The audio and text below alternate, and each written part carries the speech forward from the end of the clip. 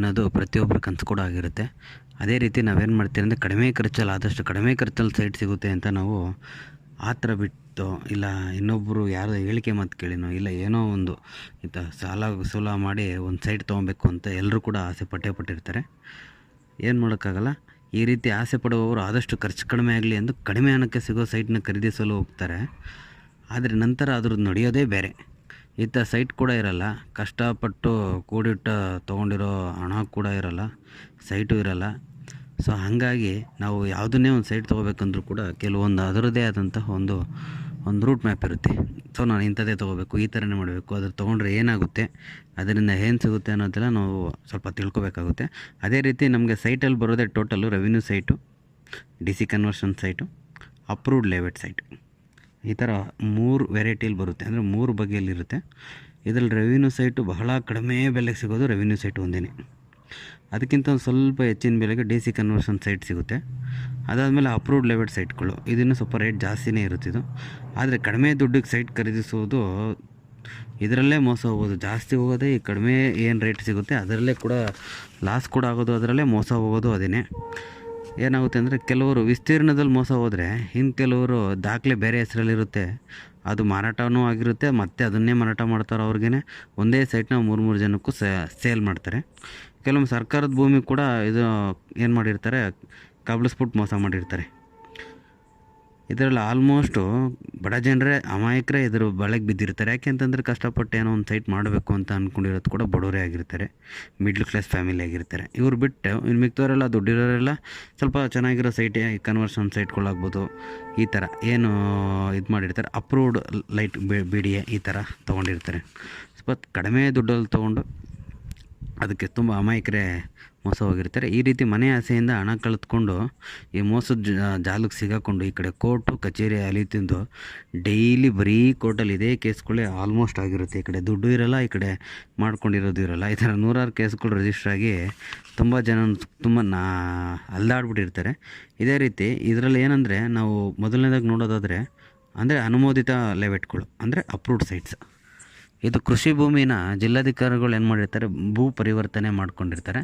ನಂತರ ಸಂಬಂಧಿಸಿದ ಯೋಜನಾ ಪ್ರಾಧಿಕಾರದಿಂದ ಬಡಾವಣೆ ನಕ್ಷೆಯನ್ನು ಅನುಮೋದನೆ ಪಡೆದಿರ್ತಾರೆ. ಅನುಮೋದಿತ ನಕ್ಷೆಯಂತೆ ರಸ್ತೆ, CA ಸೈಟು ಮತ್ತು ಪಾರ್ಕು ಜಾಗಗಳನ್ನು ಏನು ಮಾಡಿರ್ತಾರೆ, ಇವರು ಒಂದು ರೀತಿಯಾಗಿ ಏನು ಮಾಡಿರ್ತಾರೆ, ಸ್ಥಳೀಯ ಸಂಸ್ಥೆಗಳಾದ ಗ್ರಾಮ ಪಂಚಾಯಿತಿ ಅಥವಾ ಪಟ್ಟಣ ಪಂಚಾಯಿತಿಯಿಂದ ನಗರಸಭೆ ಅಥವಾ ನಗರ ಪಾಲಿಕೆಗಳು BBMP 45% ಬಿಟ್ಟುಕೊಟ್ಟು ನಂತರವಷ್ಟೇ ಉಳಿದ ನಿವೇಶನಗಳಿಗೆ ಮಾತ್ರ ಖಾತೆದಾರನಿಗೆ ಹಕ್ಕುಳ್ಳನಾಗಿರ್ತಾನೆ. ಆ ನಿವೇಶನಗಳನ್ನು ಮಾತ್ರ ಮಾರಾಟ ಮಾಡಬಹುದಾಗಿರ್ತದೆ. ಖರೀದಿದಾರನು ಭೂ ಪರಿವರ್ತನಾ ಆದೇಶ ಮತ್ತು ಅನುಮೋದಿತ ನಕ್ಷೆ ಮಾರಾಟಗಾರನಿಗೆ ಇರುವ ಹಕ್ಕುಗಳನ್ನು ಪರಿಶೀಲಿಸಿ ನಿವೇಶನ ಖರೀದಿಸಿದಲ್ಲಿ ಕಾನೂನಿನಲ್ಲಿ ಮಾನ್ಯತೆ ಪಡೆದ ನಿವೇಶನಗಳಾಗಿರ್ತವೆ.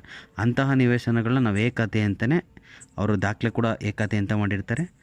ಅದು ಏಕಾತೆ ದಾಖಲಿಸಿರುತ್ತದೆ. ಮನೆ ಕಟ್ಟಲು ಪ್ಲ್ಯಾನ್ ಅನುಮೋದನೆ ಕೂಡ ದೊರೆಯುತ್ತದೆ. ಈ ಎಲ್ಲ ಕ್ರಮ ವಹಿಸುವುದರಿಂದ ಮಾರಾಟಗಾರನಿಗೆ ಸಮಯ, ಅಭಿವೃದ್ಧಿ ವೆಚ್ಚ, ಅನುಮೋದನೆ ನಕ್ಷೆಯಂತೆ ರಸ್ತೆ, CA ಸೈಟ್ ಮತ್ತು ಪಾರ್ಕ್ ಜಾಗಗಳನ್ನು ಅಂದರೆ ಡೀಡ್ ಮೂಲಕ ಸಂಸ್ಥೆಗಳಿಗೆ ಗ್ರಾಮ ಪಂಚಾಯಿತಿ ಅಥವಾ ಪಟ್ಟಣ ಪಂಚಾಯಿತಿ ಅಥವಾ ನಗರಸಭೆ, ನಗರ ಪಾಲಿಕೆ BBMP ಪಾಲು ಬಿಟ್ಟು ಕೊಟ್ಟಿರುವುದರಿಂದ ನಿವೇಶನಗಳ ಬೆಲೆ ಕೂಡ ಹೆಚ್ಚಾಗಿರುತ್ತದೆ.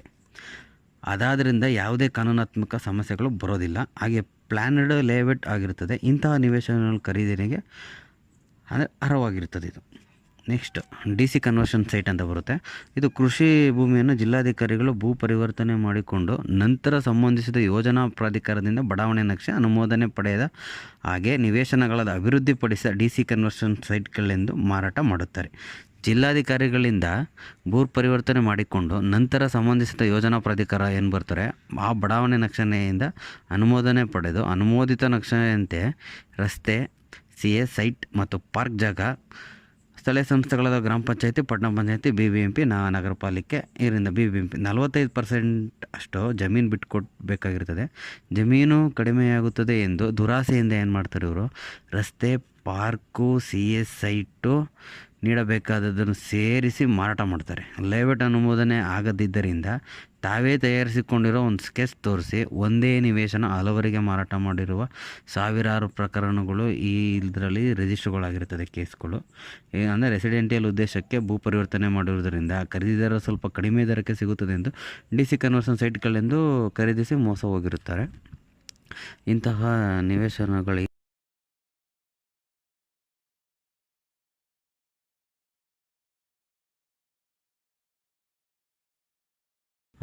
ಇಂಥ ನಿವೇಶನಗಳಿಗೆ ಖಾತೆ ಮಾಡುವುದಾಗಲಿ ಅಥವಾ ಮನೆ ಕಟ್ಟುವಾಗ ಮನೆಯ ಪ್ಲ್ಯಾನ್ಗಳಿಗಾಗಿ ಸ್ಥಳೀಯ ಸಂಸ್ಥೆಗಳಿಂದ ಅನುಮೋದನೆ ಸಿಗೋದಿಲ್ಲ. ಒಂದು ಪಕ್ಷ ಖಾತೆ ಮಾಡಿದ್ದರೂ ಅದು ಕಾನೂನು ಬಾಹಿರವಾಗಿಯೇ ಆಗಿರುತ್ತದೆ. ಕೆಲವರು 2 ಎಕರೆ ಭೂ ಪರಿವರ್ತನೆ ಮಾಡಿಸಿದ್ದರೆ ಸ್ಥಳೀಯ ಸಂಸ್ಥೆಗಳಲ್ಲಿ ಜಮೀನುದಾರರ ಹೆಸರಿಗೆ ಖಾತೆ ದಾಖಲಿಸಿ ಅದನ್ನೇ ಖಾತೆ ಸೈಟ್ಗಳೆಂದು ರಸ್ತೆ, ಪಾರ್ಕ್, CA ಸೈಟ್ ಬೇಕಾದದನ್ನು ಸೇರಿಸಿ ಮಾರಾಟ ಮಾಡಿಬಿಡ್ತಾರೆ. ಸ್ಥಳೀಯ ಸಂಸ್ಥೆ ಅಧಿಕಾರಿಗಳು ಜಾಣ ಕುರುಡರಂತೆ ಅವುಗಳಿಗೆ ಖಾತೆ ದಾಖಲಿಸ್ಕೊಟ್ಬಿಟ್ಟು ಸರ್ಕಾರಕ್ಕೆ ಸೇರಬೇಕಾದ ಅಂದಾಜು 45% ಜಮೀನನ್ನು ಸೇರಿಸಿ ಮಾರಾಟ ಮಾಡಿ ಖಾತೆ ದಾಖಲಿಸಲು ಸಹಕರಿಸಿರುತ್ತಾರೆ. ದೂರುಗಳು ಬಂದ ಹಗರಣಗಳಾದ ಆ ಅಧಿಕಾರಿಗೆ ಶಿಕ್ಷೆ ಆಗುತ್ತದೆ. ಅದರಲ್ಲಿ ಅಲ್ಲಿ ಮಾರಾಟ ಮಾಡಿದ ವ್ಯಕ್ತಿ ಮಾರಾಟ ಆಗಿರುತ್ತದೆ. ಅಂತಿಮವಾಗಿ ಸೈಟ್ ಕಳೆದುಕೊಂಡಿರೋನಿಗೆ ಶಿಕ್ಷೆ ಅನುಭವಿಸುವುದು ಮೋಸ ಹೋಗಿ ಸೈಟ್ ಖರೀದಿಸಿದಾತನೇ. ಹಾಗಾಗಿ ಈ ಬಗ್ಗೆ ಸ್ವಲ್ಪ ಎಚ್ಚರ ಇದ್ದರೆ ತೊಂದರೆ ಇಲ್ಲ. ಈ ಸೈಟು ಕೂಡ ನಾವು ತೊಗೋಬೋದಾಗುತ್ತೆ.